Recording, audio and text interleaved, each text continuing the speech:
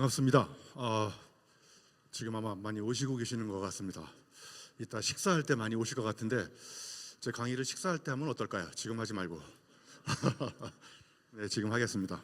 자, 시간이 이제 짧게 남아 있어서요. 제가 가급적 빠른 속도로 진행해 보도록 하겠습니다. 저는 이제 1995년도에 삼성 인력개발원 근무할 때 학습조직 책을 처음 쓰고 나서 작년 6월에 여기 앞에 보이는 이제 코나투스라는 책이 저의 이제 100번째 책입니다. 그래서 이렇게 책을 너무 빨리 쓰니까 SBS 생활의 달인에서 연락이 오더라고요. 여러분이 읽는 속도보다 제가 쓰는 속도가 빠르니까 책 쓰는 그 달인 어떻게 안 되겠냐 그러는데 제가 가만히 생각해 보니까 출연이 좌절됐습니다. 왜냐하면 책 쓰기 달인은 다른 달인하고 결정적으로 한 가지 차이가 있는데 현장에서 시범을 보일 수가 없습니다.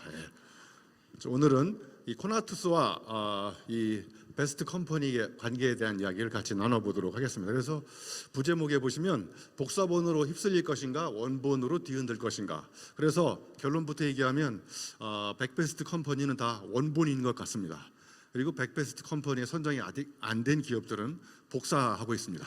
그래서 복사하다가 인생을 망쳐서 죽는 단어를 복사라고 합니다.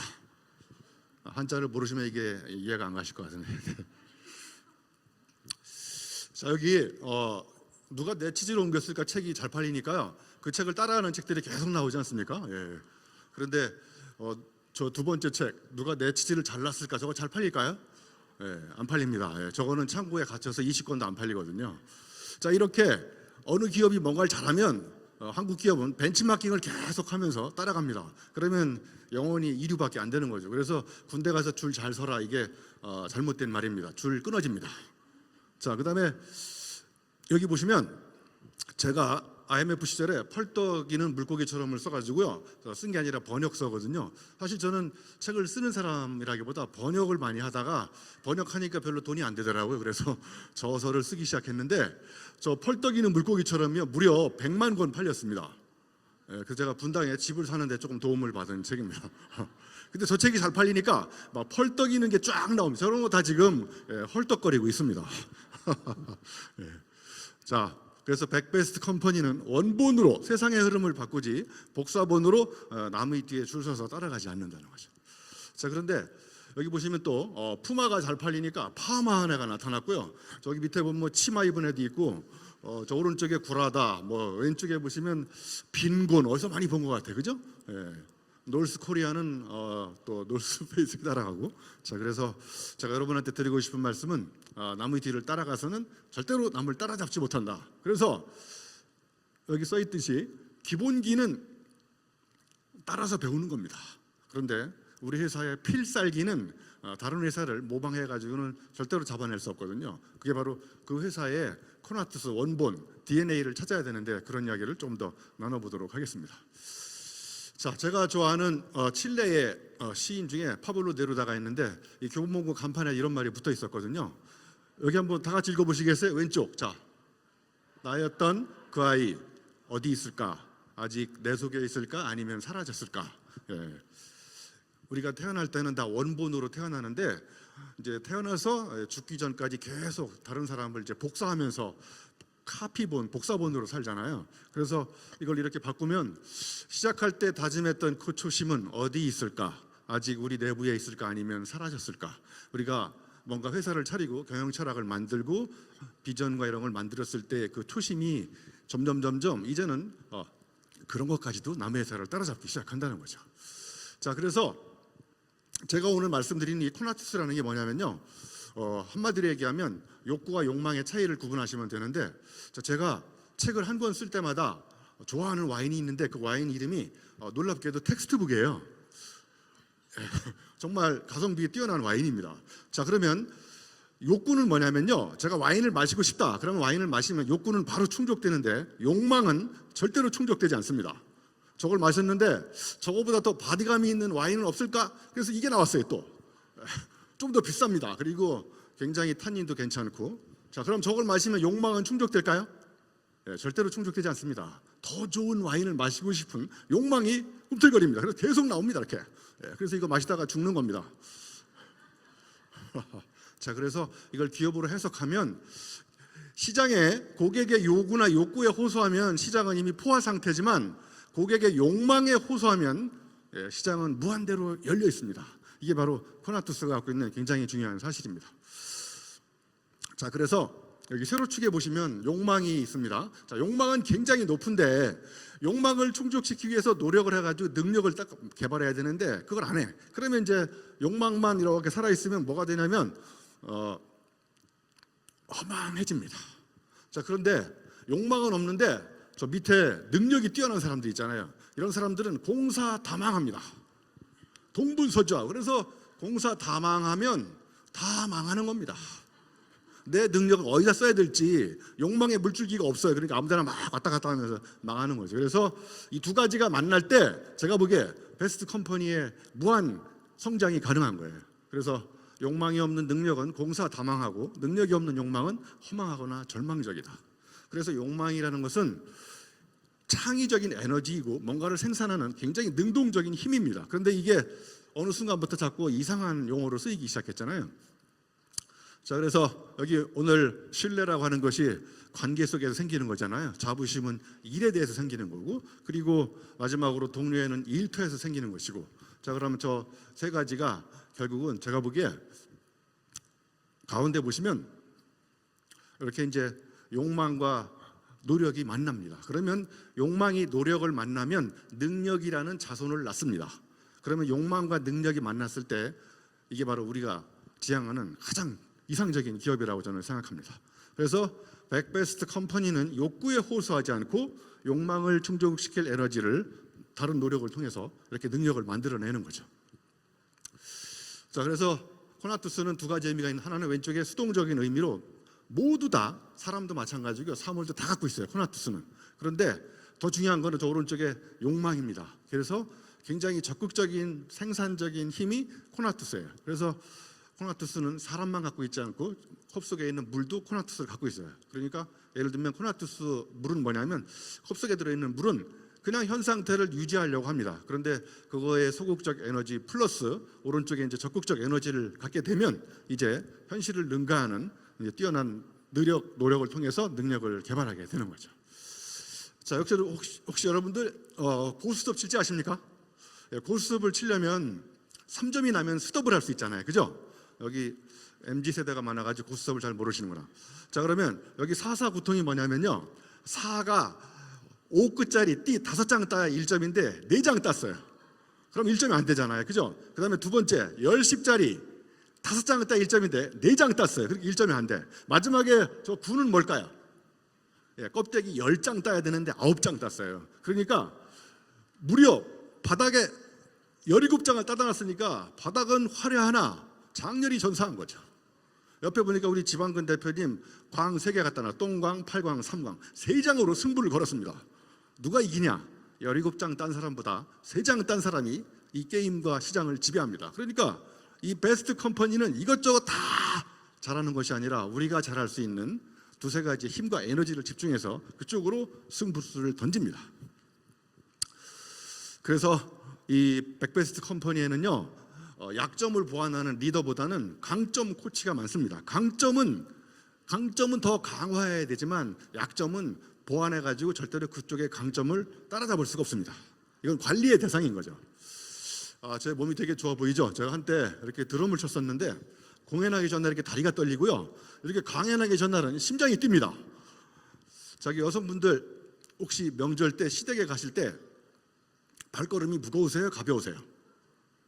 무겁다는 얘기는 시댁하고 나하고 코나투스가 안 통한다는 거예요. 그러니까 빨리 끊으라는 거예요. 그거는 월요일 아침에 출근할 때 다리가 떨리시죠? 직장인이라 그런 거고요. 월요일 아침에 출근할 때 심장이 뛰면 그건 장인입니다. 그러니까 직장인이 직장암에 자주 걸리는 거죠. 자, 그래서 코나투스는 뭐냐면 나한테 기쁨과 즐거움을 주는 에너지를 그쪽으로 늘려나가고 다리가 떨리는 아픔, 슬픔 이런 걸 주는 정서는 가급적 줄여나가고, 그래야 직장 생활도 재미가 있고 내일에 대한 프라이드, 자부심도 갖게 되고 그런 겁니다. 그래서 제가 이렇게 써놨잖아요. 다리가 떨리는 일은 끊기, 심장이 뛰는 일은 끈기. 그래서 제가 쓴 책 제목이 끈기보다 끊기 이런 책을 쓴 거예요. 제가 인생에서 가장 잘 끊어낸 게 몇 가지가 있는데, 첫 번째, 제가 사실은 고시 공부하려고 한양대학교 갔는데 고시 공부가 저를 행복의 목적지로 데려다 줄 것 같지 않더라고요. 그래서 고시 공부를 끊었습니다. 그래서 군대 갔다 와서 고시 공부하던 책을 다 달밤에 불질러 버렸는데, 그거를 역사적으로 유명한 분서갱유 사건이라고 합니다. 저는 이제 고시 공부를 끊었어요. 정말 제가 고시 공부를 하기로 결단을 내린 것보다 끊은 게 제 인생을 이렇게 만든 겁니다. 자, 두 번째, 제가 고3 때부터 담배를 피웠는데 담배를 끊었습니다. 우리 아들이 한번 와가지고 이러더라고요. 아빠, 내가 오줌을 끊을 테니까 아빠는 담배를 끊자. 그래서 담배를 끊었습니다. 제 인생에서 가장 잘 끊은 거 담배. 그리고 직장 생활을 끊었습니다. 그리고 다시 한양대학교에 오게 됐습니다. 자, 여기 이렇게 목차가 많은데요. 일단 저 질문을 보시면 첫 번째, 지금까지 상품 개발에 한눈 팔고 있나요? 작품 개발에 몰두하고 있나요? 그러니까 보나마나 백베스트 컴퍼니는 대체가 가능한 상품을 팔지 않고 대체가 불가능한 작품을 판다는 거죠. 두 번째는 아까 질문 드렸으니까 생략하고요. 세 번째가 이제 오늘의 핵심 하이라이트인데, 넘버원과 온리원의 차이인 거죠. 넘버원은 남과 경쟁하면서 레드오션에서 계속 경쟁을 하지만, 온리원은 블루오션에서 대체가 불가능한 작품을 가지고 고민하는 거죠.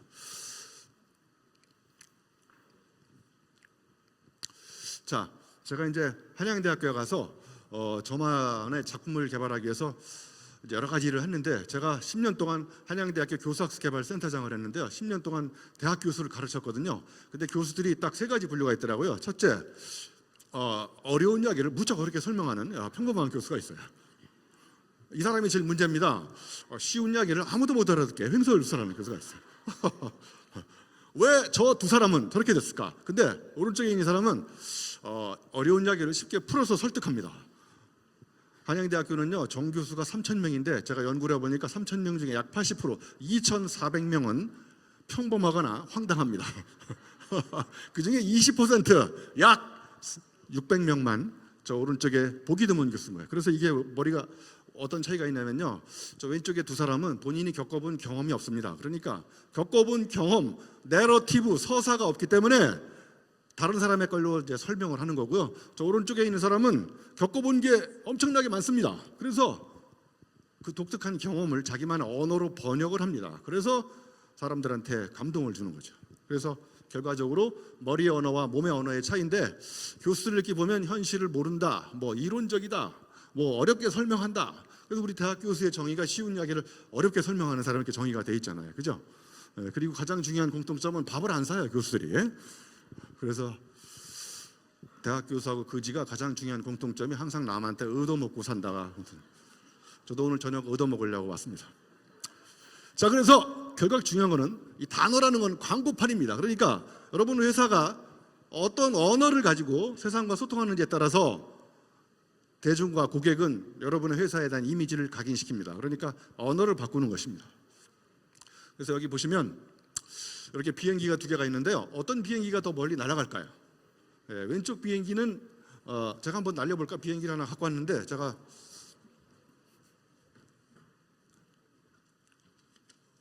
이게 이제 보통 학교에서 배운 비행기잖아요. 이렇게 날리면 얘가 이렇게 멀리 못 날아가가지고 제가 세계에서 가장 멀리 날아가는 비행기를 개발했어요. 자, 한번 달려보겠습니다. 자, 그래서 얘는 왜 그러냐면요, 고생을 별로 안 하네요. 그래서 조금만 시련과 역경이 오면 가다가 고꾸라지는데, 저 친구는 일단 인생이 많이 꾸겨져 있지 않나요? 저 사이사이에 인생의 내공이 숨어 있어가지고 웬만한 시련과 역경이 와도 멀리 날아갑니다. 그래서 왼쪽에는 제가 머리의 언어라고 써놨고 오른쪽에는 몸의 언어라고 써놓은 거예요. 그래서 이렇게 비교를 해보면 몸의 언어는 먹히고 머리의 언어는 막혀버립니다. 그리고 몸의 언어는 꽂히는데 머리의 언어는 맴돕니다. 그래서 여러분 연애 시절에 이런 멘트 날리셨잖아요. 당신은 나에게 꽂히지만 나는 당신에게 꽂혔다. 이게 잘 못 알아들으시는 것 같네. 자, 친구한테 전화가 왔는데요. 왼쪽 봐보세요. 친구야, 나 집에 왔는데 어쩌지? 이거 저 친구한테 가겠다는 건가요? 안 가겠다는 건가요? 안 가겠다는 겁니다. 오른쪽은 보시면 야, 너 무슨 일이 있나 보구나. 거기가 어딘데든 친구한테 가겠다는 겁니다. 그러니까 아까 80%의 황당하거나 평범한 교수들은 상대방이 알아듣거나 말거나 자기 언어를 일방적으로 쏟아냅니다. 그러니까 막혀버리고 불통되지만 몸의 언어는 상대방이 무슨 말을 하는지를 고객이 도대체 어디가 아픈지 온몸으로 감지합니다. 그래서 그 아픔을 감지한 다음에 거기에 상응하는 언어를 맥락적으로 만들어냅니다. 이게 몸의 언어입니다. 그러니까 여기 더 쉽게 구분하면 왜 시어머니가 아프면 머리가 아프고 그죠? 친정엄마 아프면 가슴이 아프지 않습니까? 그래서 저걸 제가 GPT한테 물어봤는데 GPT가 아주 틀에 박힌 답을 써갖고 오는 거예요. 그래서 머리가 아프다는 얘기는 나하고 관계가 없을 때 머리가 아픕니다. 가슴이 아플 때는 나하고 가까운 관계일수록 가슴의 아픔의 강도가 달라지는 겁니다. 그러니까 여러분이 고객을 생각할 때 고객의 아픔이 가슴이 아파야 되는데 머리가 아프기 시작하면 거기는 혁신이 일어나지 않습니다. 자, 그래서 여기 좀 넘어가고요. 제가 이제 또 학교 가서 연구를 해보니까 이런 아주 놀라운 불통의 현상들이 발생하더라고요. 제가 여러분이 파리학과 1학년에 입학했다고 생각하시면 파리학과 1학년 때는 파리학 개론 배우죠. 개론. 그죠? 개론 배우고 2학년 때 앞다리론, 3학년 때 뒷다리론 이렇게 배운 다음에 학사 자격증을 따면 뭐라고 그러냐면 이제 모든 걸 알 것 같다가 이게 학사의 정의인데 학사는 정확하게 들은 적은 있으나 설명할 수 없는 상태 이게 학사입니다. 그러면 이제 지적 호기심이 생기면 어딜 가냐면요. 대학원에 입학하는데 이때부터 심각한 불통이 생기기 시작합니다. 전문가가 탄생합니다. 그래서 앞다리를 전공하는 놈은 앞다리를 떼가지고 실험실에 가서 2년간 연구합니다. 그래서 이런 논문을 씁니다. 파리 앞다리의 움직임이 파리 몸통에 미치는 영향에 관한 연구 이런 논문을 쓰는 거죠. 그래서 앞다리 전공한 사람한테는 뒷다리를 물어보면 안 돼. 이 사람 앞다리 전문가입니다. 이게 전문가의 정의가 바로 전문적으로 문외 아닌 사람, 깊이 파다가 깊이 대상이 된 사람 이런 게 전문가죠. 그러니까 여기 부서도 앞다리 부서가 있고 뒷다리 부서가 있으면 앞다리하고 뒷다리 부서가 소통이 안 됩니다. 다 자기 우물만 파게 되는 거죠. 그러면 더 심각한 문제는요. 박사 과정에 입학하면 앞다리를 전공하면 안 돼. 앞다리 더 세부 전공을 선택해야 돼요. 박사. 그래서 앞다리 발톱을 전공해가지고 그래서 이제 석사는 이제 뭘 모르는지 알 것 같다 그랬는데 박사는 이제 더 뭐라 그러냐면요. 나만 모르는 일 했더니 남들도 다 모르는. 그래서 석사가 돌석자고요. 돌을 갈다가 얇아지면 열불 박사가 돼서 박사가 되고. 저같이 이제 대학 교수가 되려면요. 팔이 앞다리 발톱에 낀 때를 전공합니다. 그래서 막 때 학술 대회가 열려서 때도 까만 때 학파, 노란 때끼리 학파가 섞여가지고 절대로 소통이 안 됩니다. 제가 이걸 왜 이렇게 길게 얘기하냐면요. 우리 사회에 전문가가 많아지고 있는데 전문가끼리 소통이 안 되고 그러면서 파리를 다 아는 전문가는 없어지고 부위별 전문가가 대량 양산되면서 자기 전문가는 자기 일은 잘했지만 전체적으로 봤을 때는 회사는 망하는 이런 일이 발생하는 거죠. 자, 그래서 이 교수님들이 개론서를 쓰잖아요. 개론서를 쓰면 이렇게 왼쪽에 뇌를 공략하나요? 오른쪽에 심장을 공략하나요? 보통 개론서는 뇌를 공략하거든요. 그래서 이렇게 머리가 아픈 거예요. 의미가 이렇게 머리에 꽂히면 그걸 전문 용어로 골 때린다고 합니다. 그런데 의미가 심장에 꽂히면 의미심장해지는 겁니다. 오늘 제 강의가 골 때리나요? 의미심장하나요? 저 뒤에는 뭐 밥 먹을 준비를 하는지 강의도 안 듣고 정말 이런 강의장 처음 봤어요. 다시는 이런 강의 안 하려고.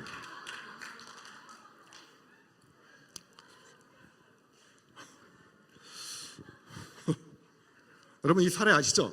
코닥에 유치원생이 가서 견학을 했는데 필름이 뭐예요? 그랬더니 전문가가 아주 기술적으로 설명합니다. 뭐 화학 반응이 일어나가지고 어쩌고 그러니까 유치원생이 못 알아들어요. 그래서 엔지니어가 바로 애들이 못 알아듣는구나. 그래서 바로 이런 언어를 만들어냈습니다. 필름은 그릇이다. 그러니까 여러분이 만든 상품에 대해서 전문적으로 논리적으로 설명할수록 고객은 멀어진다는 거죠. 그러니까 어떻게 하면 그 상품이 갖고 있는 즉 작품이 갖고 있는 철학을 여러분만의 언어로 쉽게 설명해야 된다는 거죠. 자, 이렇게 시인이 나이테를 보고 이런 정말 멋진 글을 썼잖아요. 나이테는 그 여름의 연서이자 그 겨울의 난중일기. 이게 이해가 가시나요? 여름에는 나이테가 간격이 넓잖아요. 고생 안 해가지고 쑥쑥 자라는데 겨울에는 힘들잖아요. 그러니까 간격이 좁아. 그래서 이제 난중일기라고 표현한 거예요. 근데 여러분은 나이테를 보면 무슨 생각하시나요? 그냥 별로 안 보이죠, 저런 게. 그러니까 우리가 시를 자주 읽으셔야 돼. 그래야 언어가 정말 역발상, 정말 그 시인들의 시선 이런 것들을 우리가 배울 수 있는 겁니다. 더 이상 덤이 없는 곳, 그러니까 이 생은 덤이라는 뜻. 그래서 무덤이, 덤이 없는 곳이 무덤이라는 거예요. 이런 걸 잘 못 알아들으시면서 정말 걱정이. 결과적으로 여러분의 회사를 바꾼다는 건 뭐냐면요, 언어를 바꾸는 겁니다. 여러분 한번 생각해 보세요. 내가 1년 전, 2년 전에 회사에 썼던 언어를 아직도 상품이나 작품에 대해서 그대로 쓰고 있으면 우리 회사는 바뀌지 않는 겁니다. 어떤 시인이 이런 병원에 있는, 아니면 은행에 가서 번호표 뽑는 걸 보고 이런 제안을 한 거예요. 인문학적 제안. 1번, 2번 이렇게 하지 말고 사랑, 감사, 행복, 열정, 혁신 이런 번호표를 만들자는 거예요. 그러면 사랑을 뽑은 사람은 막 달려가면서 사랑하는 감정을 갖게 되고 그렇다는 거죠. 정말 멋있는 제안 아닙니까? 네. 별로 제안이 안 좋은 것 같아서. 자, 여기 5명이 나오는데요. 이 사람 누군지 아시죠? 허먼 멜빌, 포경선 선원. 그 다음에 이 사람은 누굽니까? 프란츠 카프카, 우체국 직원인데 성을 썼어요. 그리고 다니엘 호손, 중국을 쓴 사람. 그리고 영국의 찰스 데킨스. 5명인데 4명밖에 안 나왔죠. 한 사람은 누굴까요? 네, 유영만 교수입니다. 이 5명은 저는 용접공이었었고요. 이 사람들이 다 공장 노동자, 아주 잡다한 밑바닥 인생을 사는 사람들이에요. 그러니까 지식 채널에 이런 말이 나와요. 잡것들이 아니고서야 누가 책을 내랴. 그래서 잡것들이 있잖아요. 잡것들이 아니고서야 누가 책을 내랴. 그래가지고 로마 시대 때 저렇게 예언한 거야. 잡것들이 너나 할 것 없이 책을 내려고 한다. 그래서 우리나라에 지금 문제가 책을 읽는 사람보다 책을 쓰는 사람이 더 많습니다. 지금 책도 안 읽고 책을 쓰고 있어요. 그러니까 문제가 심각한 거죠. 그래서 제가 그동안 이런 산전수전 경험을 가지고 책을 이렇게 엄청나게 빠른 속도로 쓰고 있습니다. 이게 제가 사하라 가서 마라톤 뛴 다음에, 제 책은 100% 제가 경험한 책이거든요. 사하라에서 마라톤 뛰다가 120km 지점에서 탈진 상태가 와서 레이스를 포기하고 대신 이런 세계적인 명언을 남겼거든요. 절대로 포기하지 마라. 이런 말을 절대로 쓰지 마라. 제가 세계 최초로 남긴 명언입니다. 아무튼 이렇게 책을 열심히 쓰니까 사람들이 자꾸 물어봐요. 당신이 쓴 책 중에 제일 좋은 책이 뭐냐? 그러면 다음에 나올 책이라고. 이렇게 책이 계속 나오고 있지 않습니까? 최근에 시집도 냈어요. 시집. 인생이 시답지 않아서. 제목이 멋있지 않습니까? 아무튼 이렇게 아까 욕구와 욕망에 비교해 보면 책을 쓰고 싶은 욕구가 생겼다. 그럼 저는 이미 욕구는 충족됐습니다. 오히려 100권을 넘게 썼잖아요. 그런데 아직도 지금 102번째 책이 다음 달에 나옵니다. 103번째 책이 올해 하반기에 나오고, 그래서 책을 계속 쓸 겁니다. 왜냐하면 저는 더 좋은 책, 이전과 다른 책을 쓰고 싶은 욕망이 계속 꿈틀거립니다. 그래서 저는 정년을 퇴임해도 계속 책을 쓸 겁니다. 그런데 자꾸 이제 정치권에서 유혹이 오는데 제가 정치를 할 수 없는 이유는 저는 청문회를 통과할 자신이 없어요. 왜냐하면 일단 과거가 복잡하고요. 제 책이 다 표절이라서 청문회를 통과할 자신이 없어요. 그래서 여기 피카소가 훌륭한 예술가는 가까운 데서 베끼고, 그죠? 위대한 예술가는 멀리서 훔친다고 그랬잖아요. 제가 또 이렇게 표절했어요. 석사는 가까운 데서 베끼고, 박사는 멀리서 훔치고. 그러니까 저 뒤에 있는 카피와 스틸을 내버려두고 계속 바꾸면 이게 주말에 책이 한 권씩 나오는 거예요. 이렇게. 자, 오늘의 여기다 해석을 하면 이류 기업은 벤치마킹으로 겉모습만 베끼지만 백베스트 컴퍼니는 어떻게 하느냐? 패스 브레이킹을 합니다. 아무도 걸어가지 않는 길을 브레이킹 하면서 길을 뒤로 만드는 겁니다. 여러분, 길은 앞에 있지 않습니다. 길은 뒤로 생기는 겁니다. 그 뒤로 생기는 길을 쫓아가는 기업은 이류 기업들인 거고, 길을 만드는 기업은 인류 기업인 거죠. 자, 제가 표절 전문가니까 표절하는 방법 하나 알려드릴게요. 여기 재밌는 언어가 나왔잖아요. 여러분 이해가 가십니까? 여러분이 이렇게 모르게 된 거는 게을러서 모르는 게 아니라 노력을 해가지고 모르게 돼. 오늘도 몰라야지, 내일도 몰라야지. 이렇게 해가지고 무지는 근면의 성과로 생긴 거예요. 그래서 제가 이걸 이렇게 표절했어요. 책을 읽지 않는 습관은 나태의 결과가 근면의 성과라고. 여러분이 제 100번째 책 코나투스를 안 읽는 거는 오늘도 읽지 말아야지, 내일도 읽지 말아야지. 계속 노력해가지고 이렇게 책을 안 읽는 습관이 생긴 거예요. 그러면 이거는 또 이렇게, 제가 부자의 이론칙 몸에 투자라는 이렇게 표절했어요. 운동을 하지 않는 습관은 나태의 결과가 아니라 근면의 성과인 거예요. 여러분이 오늘도 운동 안 해도 10가지 생각하죠. 눈이 올 것 같네, 내일부터 해야지.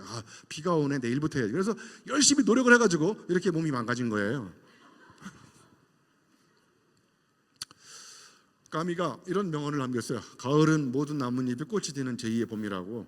그런데 제가 이걸 또 이렇게 표절했잖아요. 중년은 모든 역경이 경력이 되는 제2의 봄이다. 아니, 표절한 게 더 멋있지 않습니까? 네. 그러니까 여러분도 책을 쓸 필요가 없어요. 남의 걸 주워다가 살짝 바꾸시면 표절이 됩니다. 그래서 저는 대학 교수로 불려지지 않고요, 이렇게 불립니다. 지식 생태학자. 네. 저는 겨울에 지식 동태학자로 바뀝니다. 제가 또 학습 건강 전문 의사입니다. 저는 학습 질환을 연구하고 있어요. 그래서 학습 신약을 개발해서 학습 의사와 학습 약사 자격증을 발굴할 겁니다. 그리고 제가 또 지식 산부인과 의사라고 세계 최초로 지식 입덧 이런 걸 연구하는 사람입니다. 지식 자연분만 유도법 이런 걸 연구하는데, 문제는 뭐냐면요, 아니 이걸 그냥 장난삼아서 한 게 아니라 저의 업의 본질을 뭘로 정할까 고민하다가 저렇게 언어를 바꾼 거예요. 대학 교수 이렇게 하는 것보다는 이런 게 훨씬 더 재밌지 않습니까? 그래서 제가 익숙한 단어인 지식과 산부인과 의사를 합쳐가지고 지식 산부인과 의사 이렇게 만들었어요. 그랬더니 제가 이런 걸 연구하기 시작했어요. 지식 임신, 지식 입덧, 지식 자연분만 유도법 이런 걸 연구하는 사람은 전 세계에 딱 제가 온리완 하나밖에 없습니다. 근데 문제는 뭐냐면 의사들이 저를 공격합니다. 의사냐고 교수님. 그래 의사다 그랬더니 그럼 의사 자격증을 보여달라는 이런 시비가 들려왔어요. 그래서 제가 트위터에서 한번 당했었거든요. 지식산부인과 의사냐고. 그래서 의사다 그랬더니 그럼 의사 자격증을 보여달라고 그래서 야 이 미친놈아 내가 만든 건데 무슨 자격증이 필요하냐. 그랬더니 나보고 적법한 절차를 밟고 의사 자격증을 따라는 거예요. 그래서 내가 이렇게 물어봤어요. 야 그러면 색채의 마술사 샤갈은 마술사냐 쟤는. 응? 그러면 윤봉길 의사는 막 의사야? 그랬더니 더 이상 나하고 얘기하고 싶지 않다고 그랬어. 와 여기 그 좌석, 요 두 좌석하고 이 세 좌석은 정말 베스트 컴퍼니 된 것 같아요. 응? 저 뒤는 아직 아무 생각이 없는 것 같아. 응? 근데 제가 이렇게 얘기하니까 교수님하고 더 이상 이야기하고 싶지 않다고 그랬는데 트위터에 또 나타난 산놈이 벤남 건축이라고. 와 이분 셋째 줄 봐보세요. 이분 진짜 교수의 자질이 의심된다. 아니 윤봉길 의사가 정말 의료인 줄 알고 계세요? 그러면 구두 대학병원 차리는 놈은 병원 설립 허가증 있냐? 그랬더니 교수님은 의사가 아닌데 의사라고 사기를 쳤기 때문에 저보고 대중을 상대로 공개 사과하라는 거예요. 그래서 제가 공개 사과를 이렇게 했잖아요. 이게 공개 사과라고. 응? 와 이런 걸 보고도 저 뒤에는 아직도 심각해. 응? 저 뒤에는 백베스트 컴퍼니 아닌 것 같아요. 제가 보기에. 그죠? 그래서 결과적으로는 뭔가를 창조적으로 만든다. 여러분이 지금 이걸 보고 왜 웃었냐면 공하고 개하고 사과를 하나씩 보여주면 웃질 않아요. 그런데 여러분이 웃은 이유는 어디서 많이 봤는데 하나로 붙어 있어요. 이게 창조의 비결인 거예요. 그래서 흔해 빠진 단어나 이미지를 갖다 세계 최초로 갖다 붙이면 거기서 놀라운 이미지가 탄생하고 그게 미래를 이끌어가는 이미지네이션이 생기는 겁니다. 자, 그래서 제가 명령하는 사람입니까? 명명하는 사람입니까? 여러분의 회사에서 나오는 새로운 작품에 대해서 어떻게 명명, 정의하는지에 따라서 이게 시계가 아니라 뭐 패션이라든지 뭐 이렇게 기저귀가 일회용 팬티로 바꾼다든지 이렇게 카테고리를 바꿔서 명명을 하면 새로운 시장이 바뀌는 거죠. 자 이제 두 번째 하겠습니다. 시간이 얼마 안 남았는데요. 자 여기 보시면 법대로 하지 말고 방법을 개발하라고 그랬는데 법대로 하는 사람들이 이렇게 때문에 위기가 왔다 이렇게 얘기하는데 방법을 개발하는 사람들은 덕분에 기회라고 생각합니다. 그래서 법대로 안 되면 방법을 개발하는데 제가 그래서 이런 글씨를 써갖고 왔어요. 법은 내 마음대로 만들 수 없지만 방법은 내 마음대로 만들 수 있다. 그죠? 법대로 안 되면 방법을 개발하라. 그러니까 제가 보기에 미국의 두뇌들은 실리콘밸리에 모여가지고 방법을 개발하는 그런 연구를 합니다. 방법은 미래를 이끌어갑니다. 그런데 죄송하지만 우리 대한민국의 인재들은 관악구 신림동에서 법을 연구하고 있습니다. 과거를 들였다 팝니다. 과거가 필요 없다는 게 아니라 여러분, 법은 책상에서 만들 수 있지만 방법이라는 것은 절대로 책상에서 만들 수 없습니다. 어제와 다른 시행착오의 산물이 바로 방법입니다. 그래서 제가 이렇게 질문을 던진 거죠. 직장인입니까? 장인입니까? 그래서 낙하산 만드는 사장님이 고민이 뭐냐면요, 저 회사에 직장인이 많아. 장인이 거의 없어요. 직장인들은 대충 만듭니다. 그런데 낙하산의 불량률이 안 떨어져가지고 저 식스 시그마를 도입했는데, 식스 시그마가 뭐냐면요, 직원들이 시계를 보다니 6시구만 퇴근해야 되겠네. 6시구만이에요. 6시구만. 그래 6시에 퇴근해 버렸어요, 직원들이. 그래가지고 이제 저 사장님이 비행기를 몰고 와서 헬리콥터에다가 직원들을 태웠어요. 자기가 만든 낙하산을 가지고 태워가지고 다 하늘에 올라가가지고 자기가 만든 낙하산 가지고 뛰어내리는 불량률 테스트를 실시했는데 불량률이 제로가 됐어요. 제로. 왜냐하면 목숨이 걸려 있잖아요. 여러분도 당분간은 여기 회사 다니실 거죠? 당분간 다니실 거면 여기가 내 일터다. 아, 살 날이 며칠 안 남았구나. 재밌는 일을 하면서 직장인이 아니라 장인으로 주인의식을 가지고 다니는 거예요. 주인의식이 중요한데 신입사원한테 주인의식이 뭐냐고 그랬더니 주인을 의식하는 게 주인의식이라는. 자기 일을 사랑해서 질문이 많은 장인, 자기 일을 사랑하지 않으면 질문이 없어집니다. 그래서 정의진 작가가 이런 얘기를 했어요. 사랑의 끝은 질문이 없어진 상태다.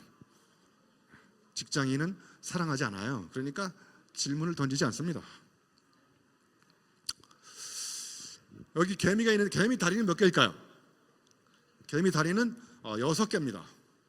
앞에 있는 더 2개는 다리가 아니고 더듬이에요. 더듬이. 진의 다리는 몇 개일까요? 진의 다리는 여러 개죠. 그죠? 그래서 개미가 지나가다가 진해한테 세계최초로 질문을 던졌어요. 야, 진해야, 넌 앞으로 걸어갈 때 어떤 다리를 첫 발로 내딛느냐? 그랬더니 진해가 걸어가다가 깜짝 놀랐어요. 왜냐하면 저는 아무 생각이 없었어요. 그냥 직장인이야. 그냥 생각 없이 출근하고 그냥 대충 시간 때우고 집에 가다가 개미를 만나가지고 질문을 받았습니다. 아! 그때 생각하는 거죠. 그래서 이 질문이라는 거는 색다른 생각을 잉태하게 만들어주는 질문술사인 거죠. 그러니까 리더는 질문 중심으로 리더십을 발휘하는 사람인 거죠. 제가 이렇게 국토 완주 그랜드슬램을 자전거를 타고 달성했는데요. 한 번은 이렇게 이제 섬진강을 가는데 친구하고 고속도로를 3시간째 가고 있는데 친구가 그러는 거예요. 교수님, 우리가 버스를 잘못 탔다는 거예요. 왜냐하면 섬진강을 가려면 전라북도 강진을 가야 되는데 이 버스가 전라남도 강진으로 가고 있다고 그러는 거예요. 그래서 제가 여기 보시면 질문이 2가지가 나오는데요. 왼쪽은 심판자의 질문, 오른쪽은 학습자의 질문. 심판자의 질문은 이런 겁니다. 야, 너는 나이가 몇 살인데 버스표도 똑바로 못 걷냐? 이런 질책하면 심리적 패배감 만들고 문제는 개선되지 않는데, 오른쪽은 가능성을 물어보는 질문입니다. 야, 친구야, 버스 잘못한 건 기정사실이잖아, 그지? 그러면 이 난국을 돌파하는 좋은 방법이 없냐? 그랬더니 친구가 좋은 대안이 떠올랐다는 거예요. 뭐냐 그랬더니 자기가 가서 고속버스 기사님을 설득해 보겠다는 거예요. 그래서 설득해가지고 여기 버스를 세웠잖아요. 여기 자전거 꺼낸 거예요. 그래서 진짜로 학습자형 질문을 던졌기 때문에 저 난국이 돌파된 겁니다. 그러니까 여러분도 사람과 싸우지 마시고 문제와 싸워야 됩니다. 그러면 문제는 해결됩니다. 그래서 프라볼을 우리말로 번역하면 풀어보렴, 이런 뜻입니다. 우리말하고 영어가 참 비슷하지 않습니까? 그래서 백베스트 컴퍼니의 리더는 심판자의 질문이 아니라 학습자의 질문을 던져가지고 난국을 돌파하는 문제 해결사가 되는 거죠. 자, 지금 코나투스 책을 저 바깥에서 팔고 있는데요. 한 3권밖에 못 팔았어요. 그러니까 이 강의 끝나면 책을 가서 사오세요. 그럼 제가 다 사인해 드릴 테니까. 네. 책 잡히기 전에 책을 사셔야 돼요. 제가 코나투스에다가 이런 어려운 공식을 하나 만들었는데 어려운 게 아니에요. 자, 코나투스가 커지려면 어떻게 되느냐? 저기 이제 영어로 써 있는 E가 뭐냐면 경험입니다. experience. R이 두 개가 나오죠. 하나는 책 읽는 거 reading, 하나는 인간관계 relationship. T는 thinking. 더 중요한 거 분모에 L 언어가 있어요. 자, 그러면 코나투스를 키우려면 첫 번째 가정을 해봅시다. 자, 저기 경험 E가 제로일 때, 제로에 가까워질 때 책을 많이 읽고 인간관계를 구축하고 생각이 깊어지면 C 값은 뭐가 될까요? 예? 아니, 저 2하고 가일 제곱 사이에 곱하기가 있는 건 아시잖아요. 수학도 까먹으신 것 같아 이제. 아니, 경험이 밑바닥이면 책을 백날 읽거나 생각이 깊거나 인간관계 구축해도 자기 걸로 번역이 안 되는 겁니다. 그 다음에 더 중요한 거, 여러분이 경험도 많아, 책도 많이 읽고 인간관계도 구축하고 생각이 깊은데 분모값 L이 커져야 C가 커질까요? 분모가 작아져야 C가 커질까요? 작아져야 됩니다. 이게 중요한 겁니다. 언어는 생각의 옷인데 내 생각의 옷을 입는 게 아니라 내 생각이 다른 사람의 생각에 종속되어 있습니다. 그러니까 나의 언어가 없습니다. 그러니까 경험이고 책 읽고 생각하기 깊어도 언어가 부실하거나 천박하면 사고도 천박해지고 코나투스도 안 나온다는 겁니다. 그러니까 언어가 그만큼 중요하다는 사실을 보여주는 겁니다. 그래서 백베스트의 컴퍼니는 첫 번째 경험, 두 번째 독서, 이걸 통해서 직장인들과의 동료 관계, 거기에 우정과 애정이 재밌게 흐르면서 그걸 공유할 때, 그리고 그거를 날선 언어로 별이고 별일 때 이게 엄청난 이제 시너지가 나는 거죠. 자, 그러면 제가 경험을 하나 알려드릴게요. 저도 저의 경험이 독특하면 이거를 기존의 언어로 바꾸지 않고 색다른 언어로 자꾸 번역을 하려고 노력을 합니다. 그래서 제가 2007년도에 교통사고가 한번 크게 나가지고요. 2007년 4월 11일 날 밤 12시 50분에 집에 가다가 잠깐 중앙분리대를 들이받았어요. 분당 수서 고속도로에서. 그래서 제 차가 폐차됐어요. 그리고 갈비뼈가 7개, 5개 부러졌어요. 갈비뼈가 부러지니까 흉부외과 의사가 오셔가지고 저분이 갈비뼈만 최선을 다해서 보고 가세요. 팔뼈 좀 봐달라고 그랬더니 이건 자기 전공 뼈가 아니라는 거예요. 팔뼈는 정형외과 의사가 보더라고요. 그래서 온 김에 여기 목뼈 좀 봐달라고 그랬더니 그거는 또 자기 뼈가 아니래. 목뼈는 신경외과 의사가 봐. 그래서 이 세 분이 와가지고 각자 자기 뼈만 최선을 다해서 보고 와요. 이 세 분이 만나가지고 의사소통을 하질 않아.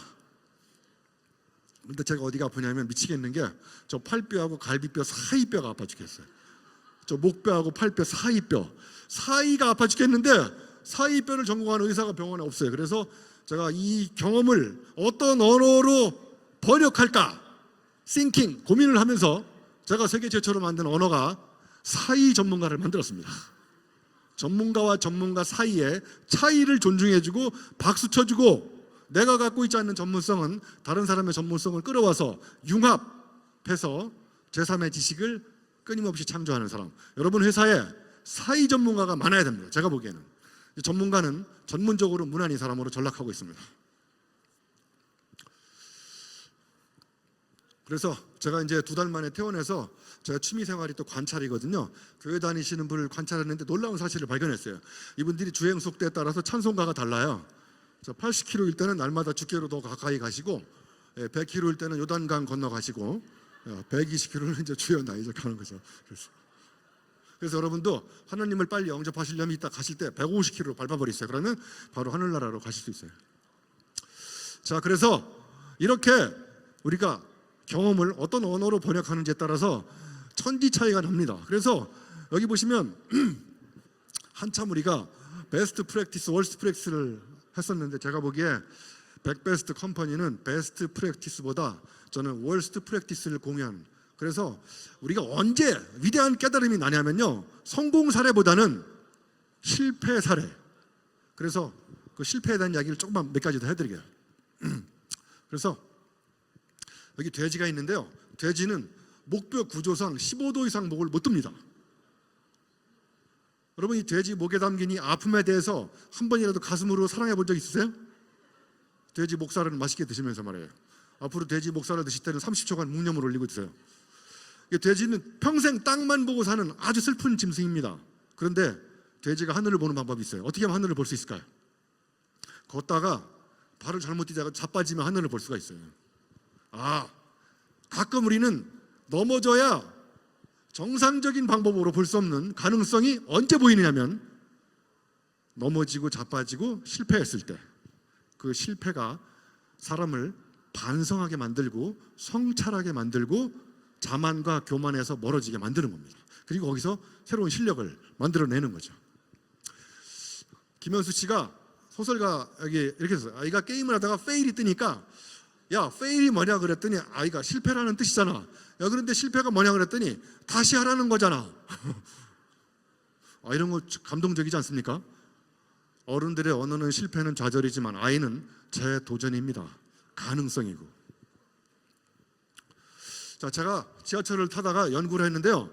제가 금방 내릴 것 같은 사람 앞에 서 있는 게 제가 전문성이거든요. 그래서 딱 보면 저 사람이 다음 역에 내릴지 딱 알 수 있어요. 그래서 이분이 다음 역에 내릴 것 같아서 제가 딱 서 있었는데 이분이 다음 역에 딱 내리시더라고요. 그래서 제가 빠른 속도로 자리를 차지하려고 했는데 제가 실패했어요. 자리 잡게.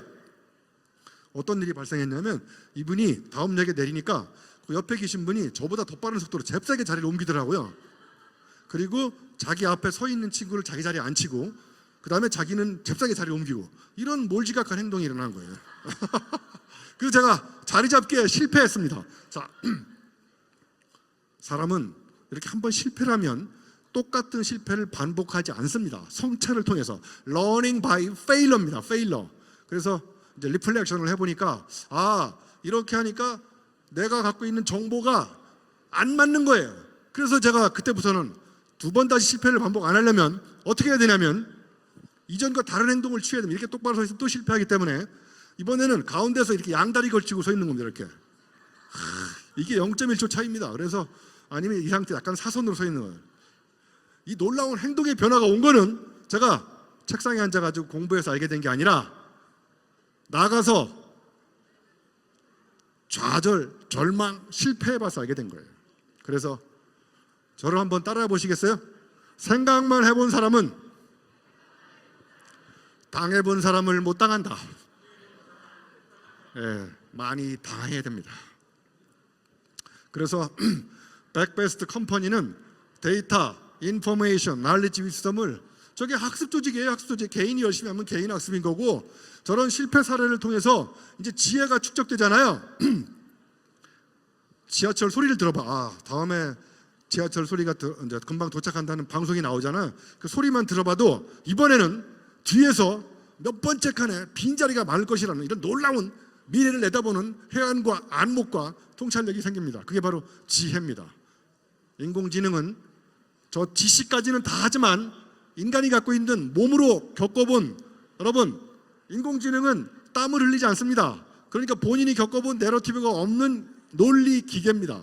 그래서 제가 102번째 책이 인공지능에 관한 책이에요. 제목은 이렇게 정했어요. 모두가 인공지능 백신 맞았지만 아무도 똑똑해지지 않았다. 이성복 시인이 이런 말 했어요. 모두 병들었지만 아무도 아프지 않았다. 이런 시적 문장을 패러디한 겁니다. 자, 그러면 우리가 지혜를 만들어내려면 어떻게 해야 되느냐? 여기 보시면 이렇게 사건 사고가 있어요. 우리가 살아가면서 저 사건 사고가 많은 기업이 백베스트 컴퍼니예요. 왜냐하면 저기서 엄청난 지혜를 배웁니다. 그래서 사고는 사건하고 어떻게 차이가 있냐면요, 사고는 여러분이 기르는 반려견한테 물리면 사고 당한 거지만 오늘 댁에 돌아가셔서 여러분이 기르는 개를 가서 물어버리세요. 그러면 그건 사건이 되는 거예요. 여러분 개를 물어본 적 있으세요? 아무도 없으시죠? 개를 물으세요. 가서 오늘. 그래서 그때 표정과 입맛과 이런 걸 자세히 기록하시면 세계 최초로 개를 물어본 사람의 내러티브 스토리를 가지고 노벨 문학상에 도전할 수 있습니다. 왜냐하면 개를 물어본 경험을 가지고 책을 쓴 사람은 없기 때문에. 그래서 이렇게 사건 속에는 사연이 숨어 있고 여기 놀라운 사유가 자라는 거고 사고 당하면 저렇게 사고가 바뀌고, 그죠? 그러니까 우리의 삶은 저런 사건 사고가. 제 강의가 오늘 좀 재미있습니까? 네.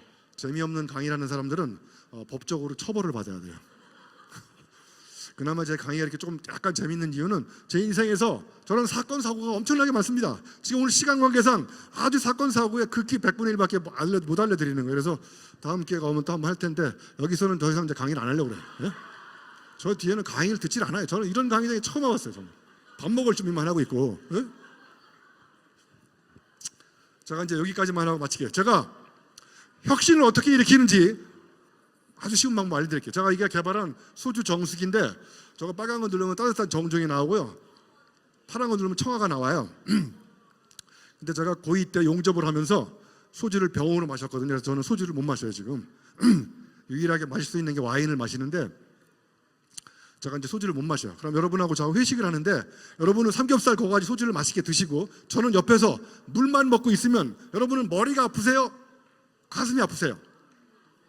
가슴이 아픕니다. 가슴이 아픈 걸 한 글자로 표현하면 인입니다. 인, 측은지심. 자, 그러면 혁신의 원동력은 머리가 아픈 사람은 혁신을 일으키지 않습니다. 가슴이 아픈 사람은 이때부터 밤잠을 안 자고 유영만 교수를 소주를 마시게 하는 방법을 자발적으로 연구합니다. 왜냐하면 고객의 불편함, 고객의 불만족, 고객의 불길함, 이런 걸 다 연구해가지고 어떻게 하면 저 사람을 소주를 마시게 할까. 그러다가 놀라운 소주 가습기를 개발하게 된 거죠. 그래서 이걸 틀어놓고 주무시면 그 이튿날 출근이 불가능합니다. 그러니까 소주는 액체 시장만 있는 게 아니라 소주는 기체 시장이 있다는 걸 누가 만드느냐? 머리 좋은 사람이 만들지 않고 가슴이 아픈 사람이 만듭니다. 여러분, 백베스트 컴퍼니는 딱 한마디로 정의하면 고객의 아픔을 가슴으로 사랑하는 기업이라고 생각합니다. 그때 고객의 아픔을 치유하기 위해서 여러분은 밤잠을 안 자고 연구를 합니다. 그때 저는 혁신적인 제품이 나온다고 생각합니다. 1, 2분 남았으니까 조금 더 하겠습니다. 자, 여기 보시면 이제 오늘의 마지막 화두이자 가장 중요한 장표인데요. 여기 보시면 마케팅과 브랜딩이 있는데 잘 아시겠지만 마케팅은 잘 팔아먹으려고 하는 거잖아요. 그래서 넘버원이 되는 거예요. 그래서 남과 마케팅을 하면 할수록 닮아가지만 휴먼 브랜딩이 비롯해서 브랜딩은 only one, 원본대로 살아가면서 점점 브랜딩을 할수록 다른 사람하고 달라 보이기 시작하는 거죠. 그래서 대체가 불가능한 이렇게 되는 거죠. 과연 우리는 넘버원이 될 것인지. 그래서 제 코나투스 책에 보면 이런 많은 단어들이 나오는데 결론적으로 얘기하면 뭐냐면 저 위에 있는 단어 있죠. 체험, 정보, 배움. 그러니까 무슨 이야기냐면 손가락으로 다른 사람의 인사이트에 중독돼 가지고 몸을 움직여 가지고 머리의 언어가 아니라 몸의 언어로 자기가 체험한 게 아니라 경험한 걸 카이로스의 시간을 붙잡고 그걸 자기 걸로 표현하는 노력을 하지 않으면 우리는 다 복사본으로 죽는다는 거예요. 그래서 그 중에 경험 이야기만 하나 하고 마치도록 하겠습니다. 나머지는 책을 사보시면 좋을 것 같습니다. 여러분, 체험과 경험은 어떤 차이가 있냐면요, 이런 거예요. 여러분하고 저하고 교도소 체험하러 갔어요. 교도소 체험. 근데 여러분은 죄가 없어서 바로 나갔는데 저는 재수 없어서 죄가 있어가지고 3년 동안 살다 나왔어요. 그러면 교도소 1일 체험한 사람하고 3년 경험한 사람하고 누가 할 이야기가 더 많을까요? 경험한 사람이죠. 그죠? 그러니까 체험은 중요한 게 단속적입니다. 끊어집니다. 어제의 체험이 오늘의 체험과 연결돼서 학습이 발생하지 않습니다. 그리고 체험은 계획적입니다. 그런데 경험은 우발적이고요, 연속적입니다. 그러니까 어제의 경험이 축적돼서 우리만의 고유한 스토리를 만들어내는 건 경험이지 체험이 아닙니다. 야, 강의장이 이렇게 시끄러운 강의 처음 봤어요. 저 지금 막 들어오고 난리 났네요. 그죠? 빨리 밥 먹어야 될 것 같습니다. 자, 그러면 제가 하나만 마치도록 하겠습니다. 자, 제가 좋아하는 들레즈라는 철학자가 아장스망이라는 단어를 만들었는데 이게 뭐냐면요, 경험을 바꾼다는 거는 아장스망을 영어로 번역하면 어레인지먼트, 배치예요. 배치를 바꾸는 겁니다. 자, 남편이 회식 일찍 끝나가 집에 갔는데요, 1번 집에 집사람이 있다. 아장스망 배치가 안 바뀌었어요. 2번 집에 집사람이 없다. 아장스망이 깨졌습니다. 그럼 남편은 언제 집사람을 더 많이 생각할까요? 1번 집에 있을 때, 2번 집에 없을 때. 빨리 크게. 집에 없을 때. 여기서 중요한 결론을 얻을 수 있는 거야. 우리 남편은 내가 집에 없을 때 나를 많이 생각하네. 여기 여성분들 오늘 집에 가지 마세요. 여러분이 집에 안 가야 여러분의 남편은 여러분을 많이 생각하는 거예요. 그러니까 경험을 바꾼다는 게 다른 게 아니라 배치를 바꾸면 되는 겁니다. 제가 삼성에 근무해봐서 아는데, 삼성에 뱀이 들어오면 배치가 바뀐 거잖아요. 삼성에 뱀이 들어오면 삼성은 모여서 회의를 시작합니다. 뱀이 왜 들어왔는지 원인 분석 대책 수립 회의를 해요. 뱀이 다리를 물어도 계속 회의를 하는 문화가 삼성이에요. 현대그룹에 뱀이 들어오면 뱀 머리 잡아가지고 집어 던집니다. 거기는 회의를 안 합니다. 죄송하지만 LG그룹은 삼성과 현대 사이에서 이렇게 룩스 굿 LG 이렇게 웃고 있고 이렇게. 자, 이제 막걸리 이야기만 하고 마치겠습니다. 여러분, 막걸리 옆에 배치되어 있는 단어가, 막걸리 언제 땡기세요? 비 오는 날 땡기죠. 그럼 막걸리 옆에 배치되어 있는 안주가 뭡니까? 파전. 막걸리 옆에 등산. 이렇게 여러분 막걸리에 대해서 글을 쓰라 그러면 천편일률적이고 똑같아요. 그래서 막걸리에 대해서 새로운 경험을 가지고 낯선 상상력을 발휘하는 단 한 가지 방법은 배치를 바꾸는 겁니다. 막걸리 옆에 비 오는 날을 배치하지 마시고 오늘 댁에 돌아가실 때 막걸리 3병 사갖고 가, 3병. 그래서 냉장고에 넣어놓고 월요일 아침에 출근할 때 일어나자마자 빈속에 3병을 마셔.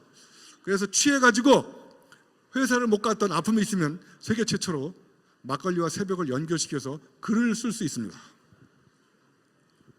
그래서 막걸리의 아장수망을 바꿔야 상상력이 바뀐다. 그러니까 이것이 우리 회사에 던져주는 시사점은 뭐냐? 우리 회사도 물리적인 배치를 바꿔야 됩니다.